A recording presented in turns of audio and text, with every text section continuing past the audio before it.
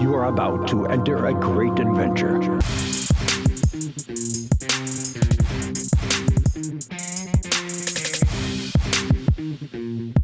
This is Starting from Gorilla. Oh man, you just got like straight up was like a parent to you when you came back on. You can't hop off and on. It was good. God. Oh yeah, what kind of a question you want to ask?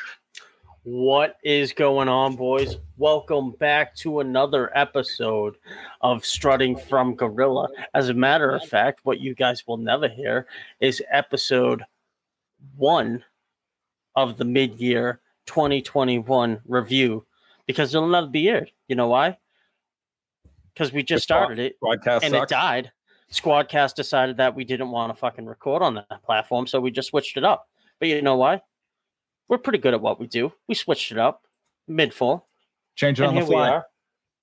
If you're listening to our podcast, you probably love wrestling as much as the three of us currently. We're actually 4 guys in our 30s who love wrestling.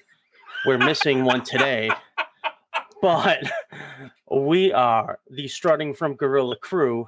You can find us on Facebook at SFG Podcast, Twitter and TikTok at @from_gorilla, on Instagram at SF Gorilla Pod, and most importantly, we need you to go check out struttingfromgorilla.com, because there was the latest update on our blog, and Mikey Cash, give him a little taste about give him a snippet about what was the latest update on that blog. Sure.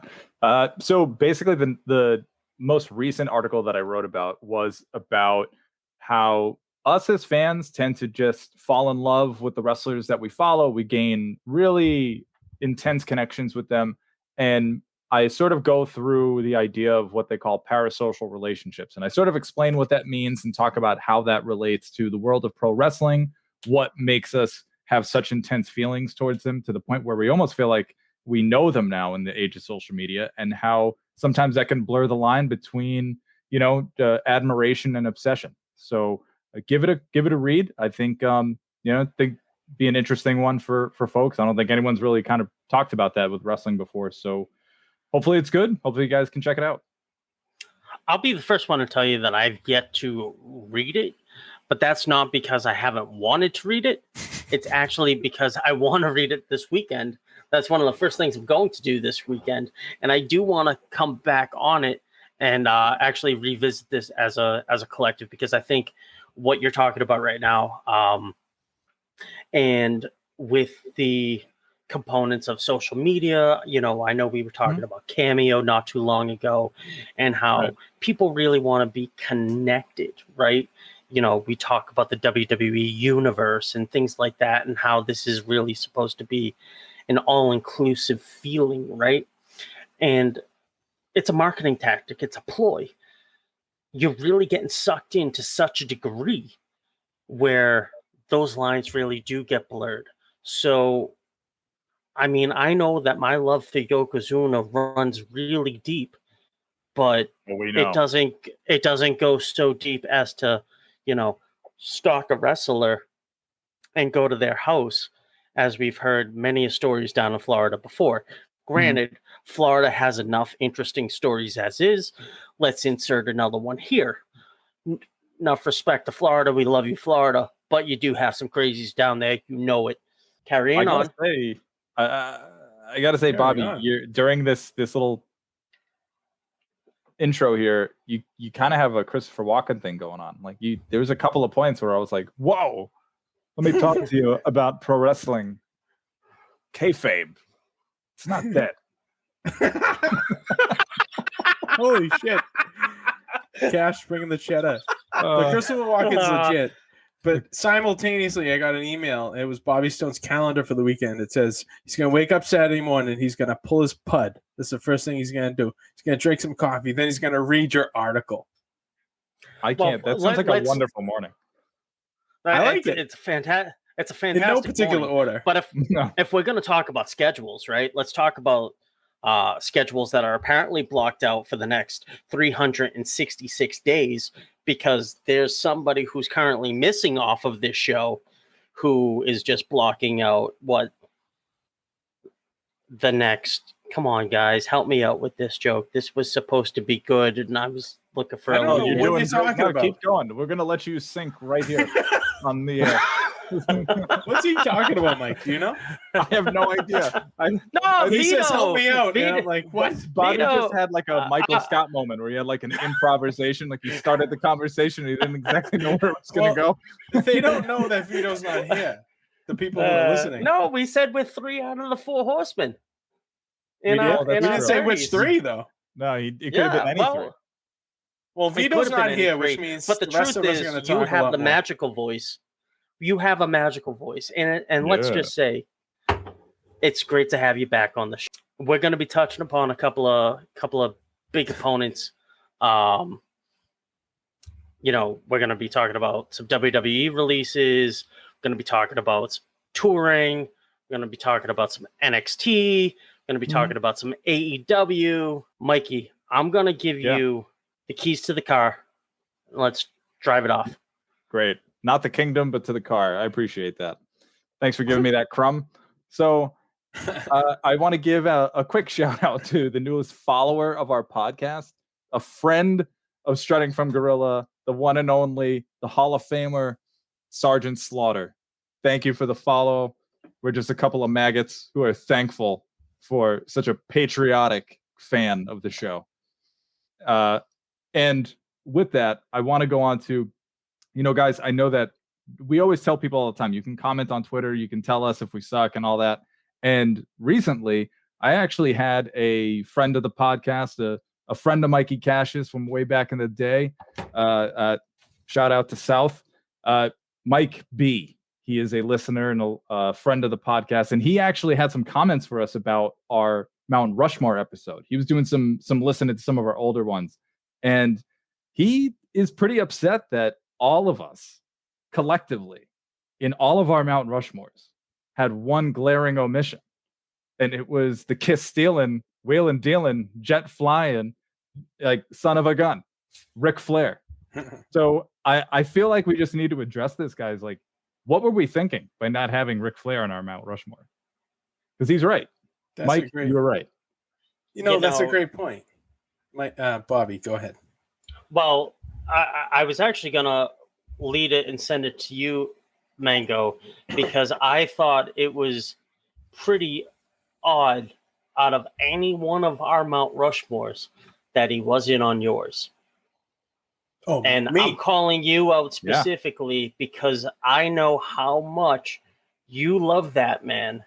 You got the robe, you got the boa, all gifts, by the way, but the persona, you carry the persona, and you really dig his vibe. So I'd love to hear why he wasn't on yours. Was Mike going to say something? I was, and it's bouncing off of something Bobby said, because you definitely were somebody who epitomized Ric Flair. So for the listeners out there who don't know, Mango and I went to the same college, and when I would occasionally go to the gym there, Mango would be in there, and he would just chop me when he would see me. We used to have chopping contests in the gym, and it was some of the most painful experiences I ever had in my life. Yeah, I was a gym rat at the time, but I would say, this is such a great point. Not having Ric Flair on there, I don't even realize. I don't even remember who was on my Mount Rushmore. I don't. But I will say this: I don't think I really like Ric Flair as a wrestler. You know what I mean? Like, you like his persona? I like his persona. He's like, I'm like, wasn't he on like the plane ride from hell? But isn't that a key component in everything that we were talking about? I mean, we weren't talking about. I had Vince McMahon on my Mount Rushmore. Yeah, because it was a full that was embodiment. A waste of a spot, Bobby. That was a waste. We all know that. Although true, Bobby got although true, I stand by it for the sole reason. Without him, you don't have this conversation right now. We don't have such a dynasty of wrestling and such a tribute to the game without it right now. These mythological creatures that started in the 50s and 60s that were just these beasts that just kind of stood there and were kind of jokes that didn't really move. I mean, we were in our big man episode, right? We were talking about these guys that really were just kind of jobbers, but you couldn't move them. Then insert Andre the Giant in the 70s and the 80s, right? And Vincent Kennedy McMahon is the sole reason it went from the WWF of Vincent Sr. to the WWF and WWE we now know today, and how wrestling took off into a mass magnitude and something that we all enjoy now. So without him, we don't have this discussion. We don't have Strutting from Gorilla. We don't have our fucking namesake without this conversation. Listen, I'm not saying you're wrong about that part. I just think Ric Flair should have been on that Mount Rushmore. I agree with Mike. I made a mistake by not having him I won't on. disagree with that. I made a mistake not having him on. So if there's Mike, if anybody you listen to this episode, you were right. Can I just say one take thing? him off? I'll take Vince off and put Rick on. There you go. Strut right off. After that ridiculous statement, you're gonna take him off now? You can't take Vincent off there. Ric Flair was kind of like a bad guy for a really long time. He was the dirtiest player in the game. And as a kid, when I was growing up, I didn't like the bad guys. You know what I mean? So you bought in back then? No, I didn't buy it. I didn't like him. Didn't like him because he was a bad guy. I like the good guys. Well, so then you bought in the fact the bad guy. That's buying in. But let's back up real quick. Okay, I'm like, what's he talking about? Let's back up real quick. Good point. Why was my statement ridiculous? Oh, we don't got time. Well, you started in 1950. That's where your statement began. And it went all the way through to the present day. So you talked about 80 years of history, and like it was just kind of I talked about 80 years of wrestling in fucking 3 minutes. That was damn good. Yeah. It was good. Yeah. I mean, it was actually pretty shitty. I'll give you that. But fuck you. Okay. All right. So moving on. My new Mount Rushmore. You guys want to hear it? Yeah, go for it. Can't wait. It's the Godfather, Kama Mustafa, and Papa Shango. And the Good Father? All the same guy with a little viscera on top. A little viscera. Like the cherry, right? He's just a cherry on top. Nice. The Mount Rushmore thing is such a fun conversation, though. It always is, because I feel like it can just change depending on like the week. It really can. Like, it's just so many different eras. Like, you know, even like I was just like, so for the listeners out there, we got an ECW episode that's going to be coming up, and so I've been doing some watching of that, and I'm watching these old like Mick Foley matches, and I just, and even Terry Funk, and I'm like, those guys could have an argument to be on a Mount Rushmore somewhere, like right. That absolutely. So it's super subjective, but okay, objectively, there's no way Ric Flair can't make it onto. Vito's Mount Rushmore, I think, had 20 guys on it, didn't he? Who's? I know he's not here to defend himself right Vito? now, but I think Vito's Mount Rushmore had like 20 guys on it. We'll wait till he returns so we can. Oh no, we can. We'll ask him. We'll ask him when he comes back. I won't be here, but I will tell you this. I was thinking about the other day. I think Mick Foley has an argument to be on the Mount Rushmore.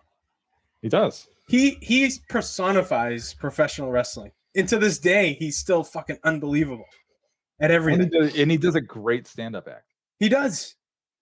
We were all there, right? Great. Yeah, we were there. He's really such a nice guy. Yeah. Should we move on to what we're talking about for the night? I'm sorry, I got distracted. No, listen, we have a plan here, folks, but we may not get to all of this tonight. Some of us have been drinking. Some of us have been doing weeds. Actually, what are you drinking right now? Weren't we going to talk about this? I'm drinking a Gunner's Daughter milk stout. I'll tell you what. That sounds We'll do it. delicious. sounds Is it like like a chocolate meal. milk? It is. It is. It's really good. It's like a fucking. It's like dessert. What are you guys drinking? I got a Sierra Nevada Summer Break. It's a Session Hazy IPA. Really light, really refreshing. Nice for a summer night like this. Hey. Nice vagina. Excuse me? Then you should wait I feel until like you This is a- hear this what is I'm a about to wonderful- drink. I'm only kidding. What are you drinking, pussy boy? This is getting out of hand tonight. So I'm dizzy. So not only do I have my maxi pad in one hand, but I also have my beautiful Starbucks mug. Not sponsored by Starbucks, by the way, but you can if you'd like to. Starbucks, thank you. It is. I have, You're like Ricky Bobby when he's praying. He's got to mention Powerade. from Little Mountain baby Blue. Jesus. Yeah. Powerade. Wonder Bread. Kentucky Fried So- Chicken. So in this Starbucks mug is some limeade, some vodka, and a splash of coconut rum. That's actually not And the it- gayest that drink It's you've fucking ever drank. delicious. And There's it's fucking nothing wrong with delicious. that. That That sounds, sounds amazing. good. I might make one of those myself if I had any of those ingredients. It's super This- refreshing. So speaking of reasons to drink, let's talk about some of the releases that have happened since the beginning of the year. Look at this from list. WWE. Yeah, man. All right, so look at this list: Braun Strowman, Aleister Black, Lana, Murphy, Ruby Riott, Santana Garrett, Andrade, Alexander Wolf, Big Show, Billy Kay, Peyton Royce, Bo Dallas, Chelsea Green, Jessamine Duke, Callisto, Lars Sullivan, Mojo, Steve Cutler, Vanessa Bourne, Wesley Blake, Velveteen Dream, and Mickey James. That's a ton of people. And this is only from January. Since The people January who have like left 2021. WWE. So I think Big Show's I'm- contract was up, so he may not have been like a full, like in the legit. Oh, I have a question for everybody sitting here right now. shoot. For as eye striking as these names are, right? There's the other side of it that makes me think that the conversations that we consistently have over and over again is that the storylines are too rushed. They're boring. They're drawn out. Characters keep shifting. There's not necessarily, so it's almost as if the roster's too big. So how do you change something that's so big? You're gonna have to shave it, right? I mean, I guess, but here's the thing. And like, to me, none I of these names are really striking, other than the Velveteen Dream. But, But- earlier than that, yeah, Velveteen Dream had some big issues Like earlier in talking the to year minors that and were. shit. Like, yeah, so that was Yeah. probably on it already happening. But there, like, we've complained about Strowman before, but still, I think it's still surprising just that somebody Strowman was a with big his one. name- I'm not gonna I mean- discount that one. and Aleister Black especially, Ruby Riott. I mean, Andrade, I guess he wasn't necessarily let go. He asked for his release and he left. But Mickey James is a great veteran to have in a locker room, and I think with all of these people that are gone, like it's put a huge damper on the women's tag division on SmackDown, and then the women's division on SmackDown's really gotten hit hard with these releases. If you look at their roster of who's left in that division, it's not much. And it just, you talk about, do you think the roster is too big? Well, I mean, apparently not, because now it looks like there's like nobody left in that division. There's people on Twitter have great Excel spreadsheet skills, and they've made all these all these little spreadsheets sort of explaining like who's left on the roster and stuff. Yeah. It's just kind of sad, it just sucks to, we have our feelings about all of these people, but like that blows. People lose their jobs, and then they hire Eva Marie. So it's like, what? I the, mean, to be fuck? fair, you had no revenue coming in for a year. They had record. Even There's though no you way. just signed I don't agree with Peacock. that. They had revenue No, no. coming in. It was just limited. they They had just record made contracts. $7 billion between Fox and Peacock. Like, they're fine. I'm not gonna disagree with that. I was simply saying there wasn't the live arena revenue coming in. That part. So I mean, you can only cover up, and I mean, you had to pay for that fucking stadium in Orlando for how long? I mean, when did that lease run up? Are they still in the Thunderdome? Is that still happening? They're still in the Thunderdome. I think it's called like the Yingling Center or something like that. I don't know exactly where that is. I think it's in Tampa now. But but speaking of, they're about to start touring again in July for Money in the Bank weekend. They start out over in Texas. So those are probably going to be some intense shows. I think people are going to be they're itching to get back into wrestling. And as much as it was nice to see the crowd for WrestleMania, that wasn't a full capacity crowd. So this will be really interesting to see. I was reading about the fact that they're trying to look at SummerSlam almost and treat it like WrestleMania this year, where they're trying to put a lot into it.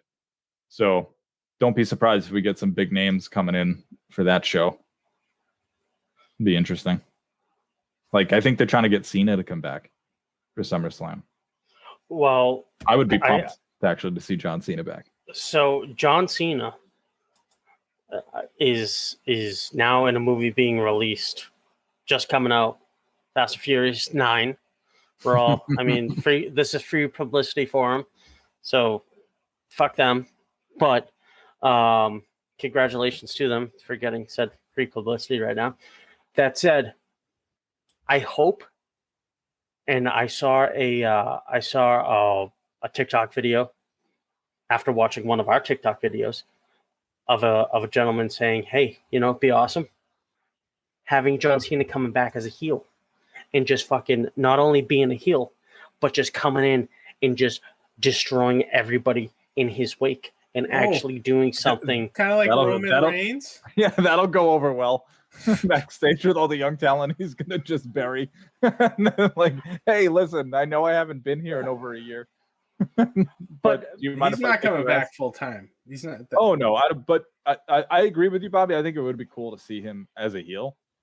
It would be. We've never really seen it. Like, but he's got enough work ethic to actually give it a legitimate shot to come back for a full year, especially if it's worth the ability to line his pocket again. So I mean, I think maybe he would probably consider it, but this is like the oldest wrestling community topic for like the last 20 years has been, when is John Cena going to turn heel? And it's never happened. So I have little faith that it's going to happen, but I do agree it could be cool. But he is a villain in Fast and Furious 9. Dude, there is he's also related to Vin Diesel in that movie, and that movie's gonna suck. It's because The Rock's not in it. But can I just say something about the releases? Sure. Part of this feels like Vince McMahon kind of being like, okay, I can kind of release some of these putzes because there's another place for them to go. Like, there was nowhere for them to go for a long time. Now they'll actually get, like, Big Show's already signed. Mm-hmm. Andrade's already signed. A lot of these guys, Braun Strowman, I don't think he's going to go back into wrestling. Aleister Black's going to get signed by fucking AEW. He's such an AEW guy. Lana's going to go to AEW because Rusev is there. And by the way, my other Mount Rushmore is Miro, Rusev, Lana, and Miro. That's great. But a lot of these guys, the other thing, I mean, I'd like to get your opinion. I don't know if you guys are on Instagram at all. Yes. But a lot of these wrestlers are people that like want to be out there doing shit. Like, for instance, Chelsea Green. Yeah. This is just a random thing. Chelsea Green, like, has her own podcast now. Mm-hmm. She's probably going to be doing independent shit. These are people that kind of want it. I feel like they were kind of asking for it maybe behind the scenes. You know what I mean? I mean, maybe, but I think this speaks to something that always comes up when people leave WWE, which is they suddenly have so much more freedom to do the things that they want to do. And it really speaks to them being really handcuffed at times. And I'm not saying all of them, and I'm not saying completely handcuffed, but I think in general, there is a sense of limitation that they experience from the whole creative thing and like the writers and all that. And so they can't fully dive into the things that they want to in terms of like their characters and what they want to do in the ring and in promos and shit like that. So yeah, I do agree. I think that I think with a lot of them, you're going to see them be able to really either sink or swim. And I think that's kind of the cool part. Like at least they get to try it out. And if it doesn't work, it doesn't work. But they don't always, you didn't really get those kinds of opportunities in WWE. It's more rare. It's the exception rather than the rule. And on top of that, right? Like for instance, like Chelsea Green, just an example. She has 1 million Instagram followers. They're not going to be eating. They're not going to be in the poorhouse. They're going to have a ton of opportunities. Yeah. And but the other thing is, I feel like literally every wrestler in WWE, you guys can disagree with this, probably disagrees with how they're being booked. Like none of them have any say in anything. But the guys who like are at the top, like Roman Reigns, Seth Rollins, like Sheamus. Fuck Sheamus? He's like Triple H's best friend. Oh, can we talk about something? I'm sorry. Did you guys see Triple H at the Philadelphia 76ers game? I did. And he did the DX entrance with what was your opinion? How did you feel watching that? I think Vince McMahon had a Titan Tower in his pants when he was watching that because he got the mainstream crossover exposure that he always wanted. But did you think it was, as a wrestling fan, were you like, wow, this is cool? I mean, honestly, I did text some of my friends about it. I was like, well, that's kind of cool. So I guess I must have thought it was. You texted some of your friends who weren't us about it? Yeah. That's fucked up. Because I have other friends who like the other 4 major sports and not pro wrestling. So I thought I would send that to them. That was my way in. Bobby, did you see it? I did, and to Mikey's point, it's one of those things where that mainstream crossover it's everything that Vince loves to see, and it just goes to show you that wrestling as a collective is not only it's here to stay, and it's because of the hard work and dedication that Vincent Kennedy McMahon and his staff have really done behind the scenes to put on a good product.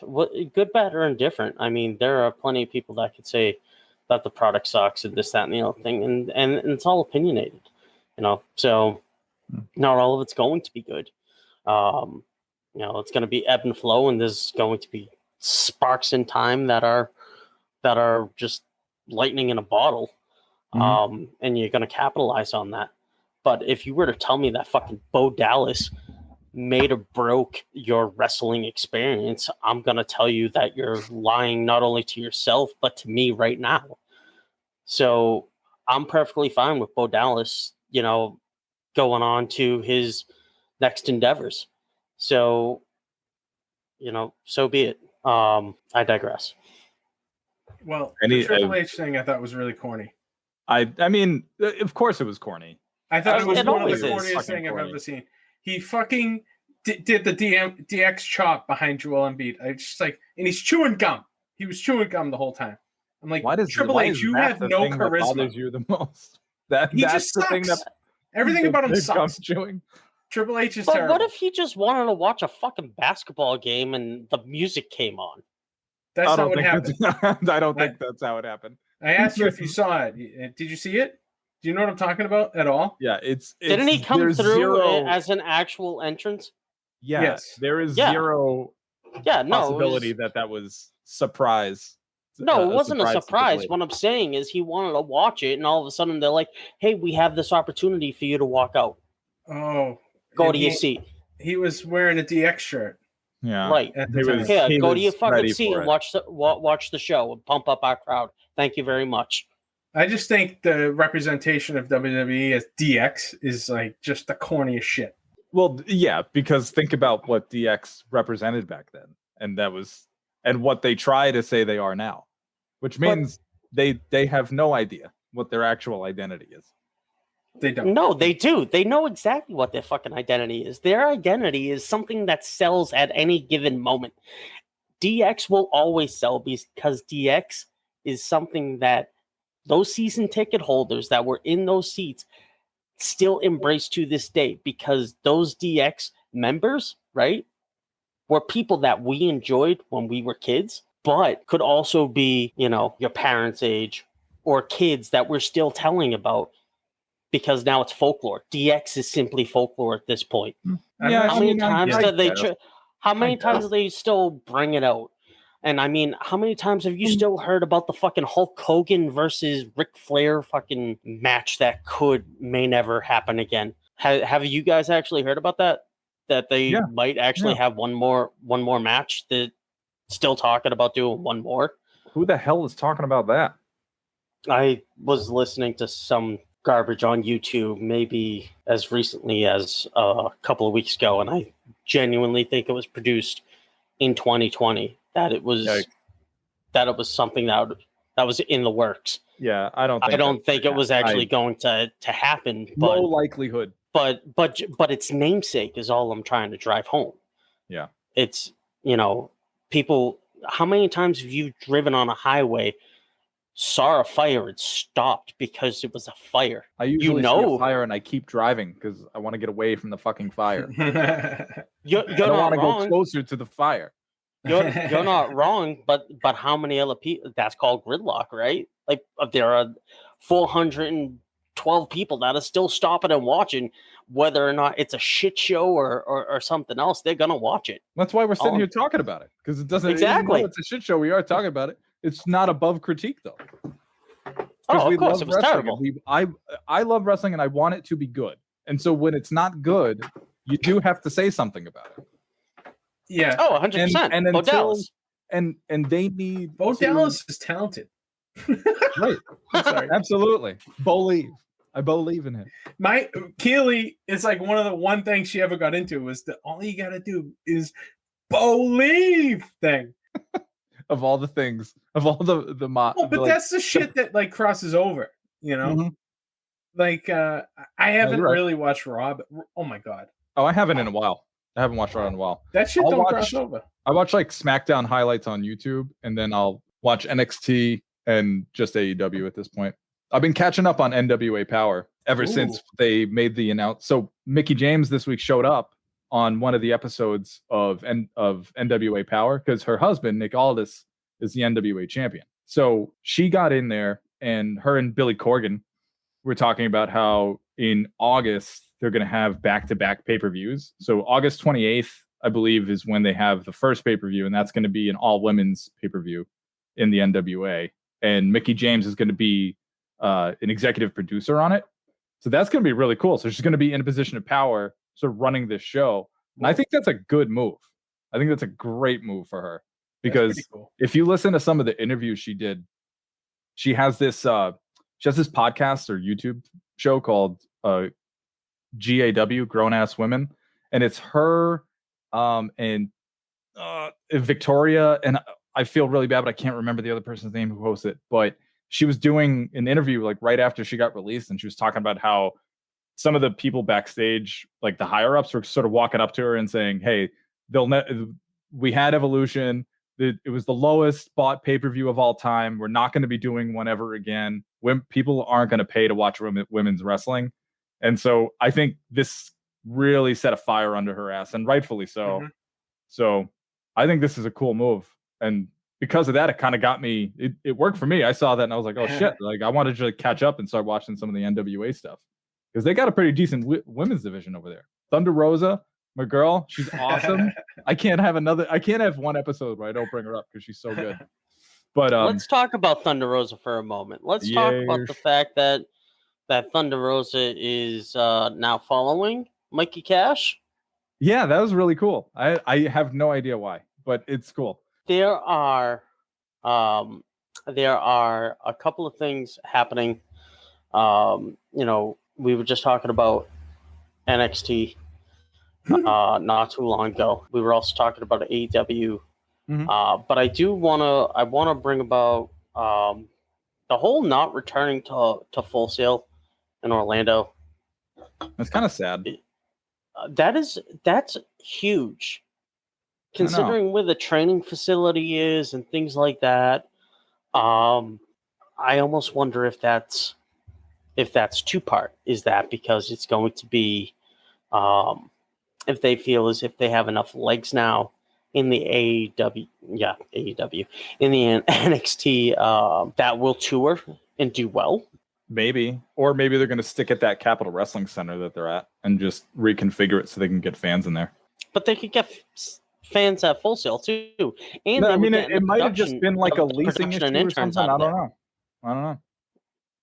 Because it is. Regardless, it was really cool, and I thought that was a really cool partnership. Oh, I loved it. I feel like there's a piece of NXT that was separate from the rest of the business that is now also being broken apart. The training center, to me, being broken away. I know they've always had their own training facilities. I can remember the one where Vince was pumping iron with the Ico Pro logo in the background in Connecticut. They did a lot of work in Orlando, so I'm sad about that. I didn't realize I was this attached to it. But I digress. You sound so sad, Bobby. I know. I do. I'm actually really disappointed because I felt like NXT was one of the last pieces of the product that was still good. Mm-hmm. I really, for my money, it still is, and it's still. No, I agree, but I feel like that's a component. Bobby, have you been watching NXT? Okay, I need to get caught up, but to me, leaving Full Sail as a collector, they were there for years. That's still big. Years. Multiple. So moving on to AEW. That's what we're going to do here. We're going to pull the old transition. So we're going. Let's talk about AEW real quick. This has been a long episode. Let's end it on a little AEW news, right?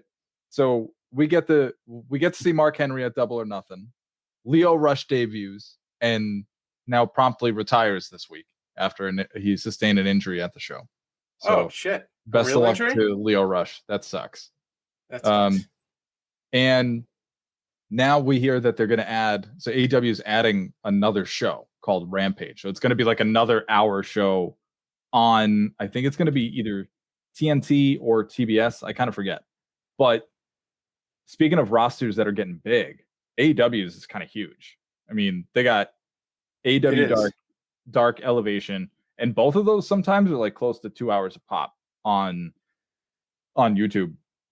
And Tony Khan actually said in an interview that they're trying to like figure out what to do with both of those. Like, so they might end up getting shorter as the time goes on. So I don't know if like some contracts aren't going to get like renewed and stuff, because I know he signed a lot of people basically to just give them money throughout the pandemic.